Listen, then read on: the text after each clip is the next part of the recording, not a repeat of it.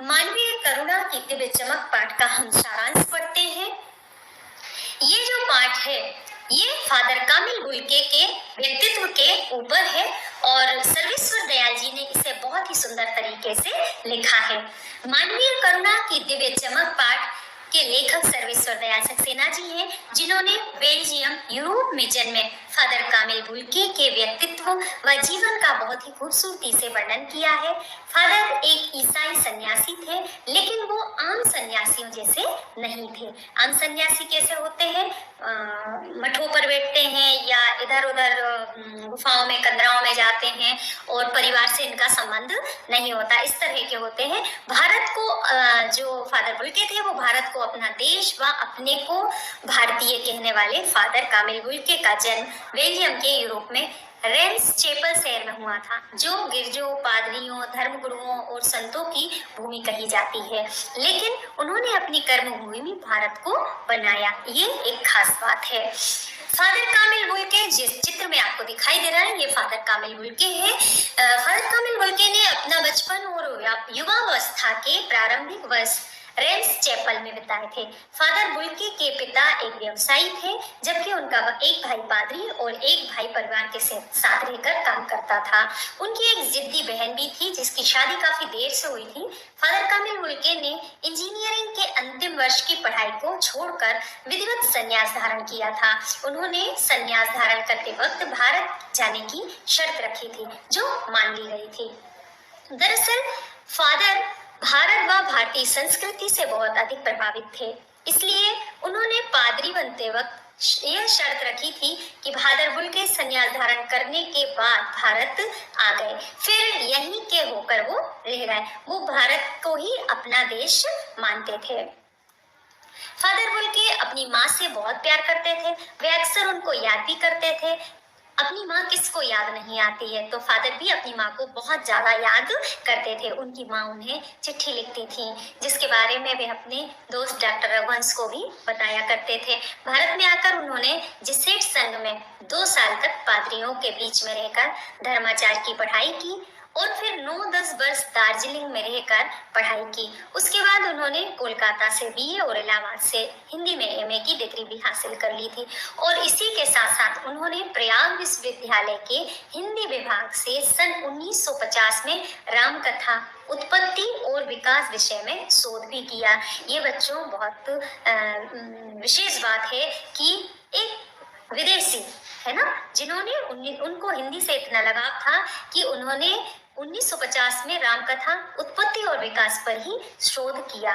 Father Bulcke ने मातरलिंग के प्रसिद्ध नाटक ब्लू बर्ड का भी हिंदी में नील पंछी के नाम से अनुवाद किया था। बाद में उन्होंने सेंट जेवियर्स कॉलेज रांची में हिंदी और संस्कृत विभाग के विभाग अध्यक्ष के रूप में भी कार्य किया। यहीं उन्होंने अपना प्रसिद्ध अंग्रेजी हिंदी शब्दकोश भी तैयार किया। ये सब बातें बहुत विचारणीय है बच्चों। हम जहाँ पर हिंदी के लिए एक बहुत सामान्य सा कहते हैं कि हिंदी है हो जाएगा, लेकिन आप देखो एक विदेशी का हिंदी के प्रति कितना प्रेम था कि उन्होंने अंग्रेजी हिंदी का भी एक शब्दकोश तैयार किया और बाइबल का भी हिंदी में अनुवाद किया। इनका हिंदी के प्रति अथाह प्रेम इसी बात से झलकता है। जहरबाद की बीमारी के कारण, ये जहरबाद बच्चों जो बीमारी है वो गैंग्रीन की होती है और इसमें पूरे शरीर के ऊपर एक जहरीले फोड़े निकल आते हैं। तो जहरबाद की बीमारी के कारण उनका 73 वर्ष की उम्र में देहांत हो गया था। फादर बुल्के भारत में लगभग 47 वर्षों तक रहे। इस बीच वो सिर्फ 3 या 4 बार ही अपनी मातृभूमि बेल्जियम गए थे। सन्यासी धर्म के विपरीत फादर का लेखक से बहुत आत्मीय संबंध था। लेखक मतलब सर्वेश्वर दयाल जी से। फादर लेखक के पारिवारिक सदस्य के जैसे ही थे। लेखक का परिचय फादर बुल्के से इलाहाबाद में हुआ था, जो जीवन पर्यंत रहा। लेखक फादर के व्यक्तित्व से काफी प्रभावित थे। लेखक के अनुसार फादर वात्सल्य व प्यार की साक्षात मूर्ति थे। वह हमेशा लोगों को अपने आशीर्वाद से भर देते थे।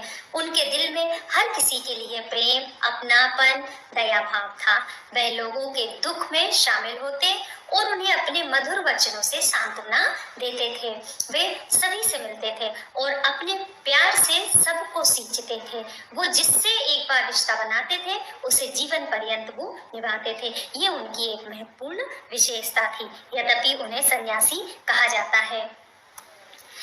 फादर की दिली तमन्ना ये थी कि हिंदी को राष्ट्रभाषा के रूप में देखा जाए।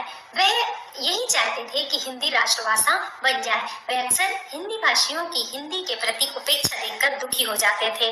वो यहाँ भारत में देखते थे कि भारत के लोग हिंदी की बहुत उपेक्षा करते हैं, तो उन्हें बहुत दुख होता था। फादर बुल्की की मृत्यु दिल्ली में जहरवाद से पीड़ित होकर हुई। लेखक उस वक्त भी दिल्ली में ही रहते थे, लेकिन उनको फादर की बीमारी का पता नहीं चल पाया था, इसलिए वो फादर से मिल नहीं पाए थे, जिस कारण वे मृत्यु के पहले फादर से न मिल पाए और न ही उनके दर्शन कर सके थे। इस बात का लेखक को गहरा अफसोस भी हुआ था। 18 अगस्त 1982 की सुबह 10 बजे कश्मीरी गेट के निकलसन कब्रगाह में उनका ताबूत जिसके अंदर ईसाई या पादरी जो लोग रहते हैं उनके देह होती है, मृत शरीर जो होता है उसके अंदर रखा जाता है, जो एक लकड़ी का बना हुआ रहता है। एक छोटा सा एक बॉक्स रहता है, उसमें उसे हम ताबूत कहते हैं। छोटी सी नीली गाड़ी में से कुछ पादरियों रघुवंशी जी के बेटे राजेश्वर सिंह द्वारा उतारा गया। फिर उस ताबूत को पेड़ों की घनी छांव वाली सड़क से कब्र तक ले जाया गया। उसके बाद फादर बुल्के के मृत शरीर को कब्र में उतार दिया। रांची के फादर पास्कल तोयना ने मसीही विधि के साथ उनका अंतिम संस्कार किया और सबने नम आंखों से फादर बुल्के को अपनी श्रद्धांजलि अर्पित की। उनके अंतिम संस्कार के वक्त वहां हजारों लोग इकट्ठे थे, जिन्होंने नम आंखों से फादर बुल्के को अपनी अंतिम श्रद्धांजलि दी। इसके अलावा वहां जैनेन्द्र कुमार, विजेंद्र स्नातक, अजीत कुमार, डॉक्टर निर्मला जैन, मसीही समुदाय के लोग, पादरीगण, डॉक्टर सत्य प्रकाश, डॉक्टर रघुवंश भी उपस्थित थे। लेखक कहते हैं कि जिस व्यक्ति ने जीवन भर दूसरों को वात्सल्य व प्रेम का अमृत पिलाया और जिसकी रगों में दूसरों के लिए मिठास भरे अमृत के अतिरिक्त और कुछ भी नहीं था, उसकी मृत्यु जहरवाद से हुई। यह फादर के प्रति ऊपर वाले का घोर अन्याय है। मतलब जो व्यक्ति जिंदगी भर दूसरों की भलाई और प्यार बांटता रहा, उसको इतनी तकलीफ दे स्थिति में ईश्वर ने उतारा। यह सबके लिए बहुत ही, इस बात का सबको बहुत दुख था। लेखक ने फादर की तुलना एक ऐसे छायादार वृक्ष से की जिसके फल फूल सभी मीठी मीठी सुगंध से भरे रहते हैं और जो अपनी शरण में आने वाले सभी लोगों को अपनी छाया से शीतलता प्रदान करते हैं। ये वृक्ष कैसे होते हैं? देवदार के वृक्ष कहलाते हैं। ठीक उसी प्रकार फादर बुल्के भी हम सबके साथ रहते हुए हम जैसे होकर भी हम सबसे बहुत अलग थे। प्राणी मात्र के लिए उनका प्रेम व वात्सल्य उनके व्यक्तित्व को मानवीय करुणा की दिव्य चमक से प्रकाशमान करता था। लेखक के लिए उनकी स्मृति किसी यज्ञ की पवित्र अग्नि की आंच की तरह है, जिसकी तपन वो हमेशा महसूस करते रहेंगे। तो बच्चों, ये था पाठ का सारांश। हम शब्द संपदा देख लेते हैं। जहरवाद, जैसा कि मैंने बताया, एक गैंग्रीन है और एक तरह का जहरीला और कष्ट साध्य फोड़ा होता है जो शरीर में निकल आता है। पादरी का मतलब होता है ईसाई धर्म के पुरोहित या आचार्य। निर्लिप्त यानी आसक्ति रहित, जो लिप्त ना हो। धर्माचार्य, धर्म का पालन या आचरण करने वाला। अकाट्य, जो कट ना सके, जो बात काटी ना जा सके, उसे अकाट्य कहा जाता है। विरल का अर्थ होता है कम मिलने वाली। करीब, झाड़ी के रूप में उगने वाला एक संदूक या बक्सा। नहीं, करील एक झाड़ी होता है। यहाँ पर बच्चों, यहाँ पर आप सुधार कर लीजिए। करील झाड़ी होती है जिसमें कोई फूल पत्ते नहीं होते हैं। गैरिक वसन का अर्थ होता है साधुओं द्वारा धारण किए जाने वाले गेरुए वस्त्र। अब बच्चों, हम देखते हैं वस्तुनिष्ठ प्रश्न। इन प्रश्नों को हम कॉपी पर करेंगे। ये महत्वपूर्ण प्रश्नों को हमने इसमें लिया है। सही विकल्प चुनकर आपको लिखना है। पहला है, लेखक फादर कामिल के किस गुण का बहुत सम्मान करते हैं? एक, करुणा, मानवीयता, वात्सल्य या सभी। तो लेखक ने सबकी चर्चा की है, तो आंसर होगा उपरोक्त में से सभी। दूसरा प्रश्न बनता है, पत्नी और पुत्र की मृत्यु पर लेखक को किसकी बातों से सांत्वना मिली? फादर बुल्के की, है ना। माँ, बहन और पिता के अलावा जो कवि, जो लेखक थे, वो फादर के बहुत ही अधिक नजदीक थे। तो उनकी जब पत्नी और पुत्र की जब मृत्यु हुई तो फादर बुल्के ने उनको सांत्वना दी थी। फादर की चिंता हिंदी को किस रूप में देखने की थी? राजभाषा, राष्ट्रभाषा, जनभाषा या इनमें से कोई नहीं। तो फादर हिंदी को राष्ट्रभाषा के रूप में देखना चाहते थे, है ना बच्चों। हम लोगों ने अभी इसको पढ़ा भी है। फिर है, इलाहाबाद की सड़कों पर फादर क्या करते दिखते थे? पैदल चलते हुए, उपदेश देते हुए, बच्चों को पढ़ाते हुए या साइकिल चलाते हुए? तो इलाहाबाद की सड़कों पर लोगों ने फादर को साइकिल चलाते हुए देखा है। फादर ने जेसुइट संघ में 2 वर्ष किसकी पढ़ाई की थी? तो जेसुइट संघ में आपको पता है कि इसमें धर्माचार की शिक्षा फादर ने ली थी। इसके बाद हम रिक्त स्थानों पर चर्चा करते हैं। पहला रिक्त स्थान है, फादर की मृत्यु कहाँ पर हुई थी? खाली स्थान हुई तो कहाँ हुई थी? दिल्ली में हुई थी। किसी के दुख में फादर का व्यवहार खाली स्थान होता था, कटु या सांत्वनापूर्ण? तो फादर का कैसा व्यवहार होता था? सांत्वनापूर्ण होता था।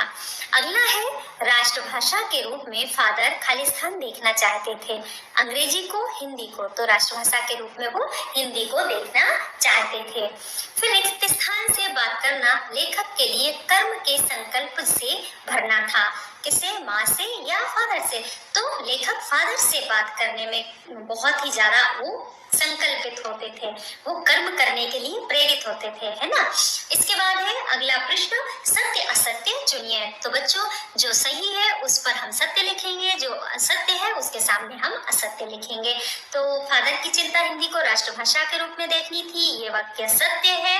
इसके बाद लेखक फादर की करुणा से बहुत खुश नहीं थे, ये असत्य है, वो तो उनकी करुणा से बहुत अधिक खुश थे। फादर ने जेसुइट संघ से धर्माचार की पढ़ाई की थी, ये वाक्य भी सत्य है। फिर फादर के पिता व्यवसायी थे, ये भी सत्य है। आइए बच्चों, अब हम देखते हैं आपकी पुस्तक में दिए हुए प्रश्न अभ्यास को। पहला प्रश्न है, फादर बुल्के भारतीय संस्कृति के एक अभिन्न अंग है, किस आधार पर ऐसा कहा गया है? तो इसका उत्तर में हम लिखेंगे बच्चों कि फादर बुल्के भारतीय संस्कृति का एक अभिन्न अंग बन चुके थे। क्यों बन चुके थे? क्योंकि उन्होंने भारत में रहकर अपने देश, घर, परिवार आदि को पूरी तरह से भुला दिया था, पहली बात। दूसरी बात ये कि 47 वर्षों तक वे भारत में रहे और 3 बार अपने परिवार से मिलने बेल्जियम गए। वे भारत को ही अपना देश समझने लगे थे, वे भारत की मिट्टी और यहाँ की संस्कृति में रच बस गए थे। पहले तो उन्होंने यहाँ रहकर पढ़ाई की, फिर डॉक्टर धीरेन्द्र वर्मा के सानिध्य में रामकथा उत्पत्ति और विकास पर अपना शोध प्रबंध पूरा किया। उन्होंने प्रसिद्ध अंग्रेजी हिंदी शब्दकोश भी तैयार किया। इस प्रकार वे भारतीय संस्कृति के होकर रह गए थे और भारतीय संस्कृति के अभिन्न अंग बन गए थे। अगला प्रश्न है कि फादर की उपस्थिति देवदार की छाया जैसी क्यों लगती थी? तो जैसा हमने अभी अर्थ में समझा है कि फादर बुल्के देवदार वृक्ष के समान थे। जैसे देवदार का वृक्ष विशाल और छायादार होता है, फादर बुल्के का व्यक्तित्व भी देवदार की तरह था। जो भी उनकी शरण में आता था उसे शांति और सुकून देता था। वे अपनी मधुरता, आत्मीयता और आशीर्वाद से सबको प्रसन्न करते हुए सभी पर अपना प्यार लुटाते थे। वे मानवीय गुणों से भरे हुए थे, उनमें मानवीय गुण कूट कूट कर भरे हुए थे। उनके हृदय में सबके लिए कल्याण की कामना भरी थी। उपयुक्त कारणों से ही फादर की उपस्थिति देवदार की छाया की तरह लगती थी। पाठ में आए उन प्रसंगों का उल्लेख कीजिए जिसमें फादर बुल्के का हिंदी प्रेम प्रकट होता है। अभी जो हमने पाठ पढ़ा है उस पाठ में जितने भी ऐसे वाक्य आए हैं जिससे उनका हिंदी का प्रेम प्रकट होता है, उन वाक्यों को हम यहाँ पर बिंदुवार लिखेंगे। तो पहला क्या है, उन्होंने फादर बुल्के से अपने देश के बारे में पूछने पर भारत को ही अपना देश बताया था, है ना। फिर भारतीय संस्कृति के महानायक राम और रामकथा को अपने शोध का विषय चुना और रामकथा उत्पत्ति और विकास पर शोध प्रबंध लिखा था, है ना। उन्होंने बाइबल और ब्लू बर्ड नामक नाटक का हिंदी में अनुवाद किया था। ये सब उनका हिंदी प्रेम है। फिर उन्होंने प्रसिद्ध अंग्रेजी हिंदी शब्दकोश तैयार किया। अंग्रेजी का हिंदी में शब्दकोश उन्होंने तैयार किया। और पहले तो शब्दकोश ज्यादातर अंग्रेजी में ही हुआ करते थे, लेकिन फादर बुल्के ने हिंदी का भी शब्दकोश तैयार किया था। वे परिमल नामक संस्था से जुड़े। वे जहां तहां हिंदी के प्रति प्रेम प्रकट करते थे। उन्होंने हिंदी को राष्ट्रभाषा बनाने के लिए खूब प्रयत्न किया और हिंदी की उपेक्षा पर वे दुखी भी होते थे। आइए बच्चों, हम अगला प्रश्न देखते हैं। इस पाठ के आधार पर फादर कामिल बुल्के की जो छवि उभरती है उसे हमें अपने शब्दों में लिखना है। ये आपके शब्द होना चाहिए। आप क्या पाठ पढ़ने के बाद आपके क्या विचार बनते हैं, तो आप उनमें हमारे विचारों को मिलाकर भी उत्तर बना सकते हैं कि फादर कामिल बुल्के की छवि संकल्प से सन्यासी जैसे व्यक्ति की उभरती है। उनका लंबा शरीर ईसाइयों के सफेद चोंगे में ढका रहता था। उनका रंग गोरा था और चेहरे पर सफेद भूरी दाढ़ी थी। उनकी आंखें नीली थी। वे इतने मिलनसार थे कि एक बार संबंध बन जाने पर सालों साल तक निभाया करते थे।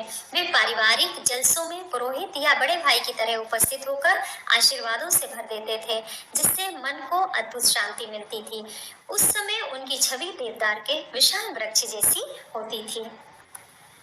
लेखक ने फादर बुल्के को मानवीय करुणा की दिव्य चमक क्यों कहा है? इसके उत्तर में बच्चों हम देंगे कि लेखक ने फादर कामिल बुल्के को मानवीय करुणा की दिव्य चमक इसलिए कहा है क्योंकि फादर नेक दिल वाले थे और जिनकी रगों में दूसरों के लिए प्यार, अपनत्व और ममता भरी हुई थी। वे लोभ, क्रोध, कटुभाषता से कोसों दूर थे। वे अपने परिचितों के लिए स्नेह और ममता रखते थे।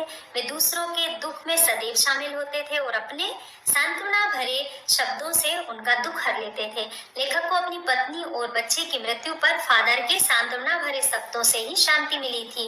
वे अपने प्रेम और वात्सल्यता के लिए ही जाने जाते थे, इसीलिए उन्हें मानवीय करुणा की दिव्य चमक के नाम से जाना जाता था। फादर ने सन्यासी की परंपरागत छवि से अलग एक नई छवि प्रस्तुत की है। कैसे? तो इसके उत्तर में बच्चों हम लिखेंगे कि मूल रूप से सन्यासी मोह माया से दूर होते हैं, है ना, और अपना जीवन जीते हैं। परंतु फादर बुल्के की अगर हम बात करते हैं तो वे सबके बीच में रहकर व उनके सुख दुख में साथ देकर सन्यासी की एक अलग ही छवि प्रस्तुत करते हैं। तो अन्य सन्यासियों से फादर बुल्के इस प्रकार अलग थे। इसके बाद हमें आशय स्पष्ट करना है। नम आंखों को गिनना, स्याही फैलाना है। आशय ये है कि फादर की मृत्यु पर उनके जो साहित्यकार, हिंदी प्रेमी, ईसाई, धर्मानुयायी एवं अन्य लोग इतनी संख्या में उपस्थित हुए और शोक संवेदना प्रकट कर रहे थे कि उनकी गणना करना कठिन था। उनके बारे में लिखना स्याही बर्बाद करने जैसा था, अर्थात उनकी संख्या अनगिनत थी। फादर को याद करना एक उदास शांत संगीत सुनने जैसा है। इसके उत्तर में हम इसका आशय लिखेंगे कि फादर को याद करते ही उनका करुणामय, शांत एवं गंभीर व्यक्तित्व हमारे सामने आ जाता है। उनकी याद हमारे उदास मन को विचित्र सी उदासी और शांति से भर देती है। ऐसा लगता है जैसे हम एक उदास या संगीत सुन रहे हों। इसके बाद रचना और अभिव्यक्ति में आपके विचार से फादर बुल्के ने भारत आने का विचार क्यों बनाया होगा? तो उन्होंने यहाँ की संस्कृति और सभ्यता से प्रभावित होकर ही भारत आने का विचार बनाया था, यह आप बहुत अच्छी तरीके से जानते हैं।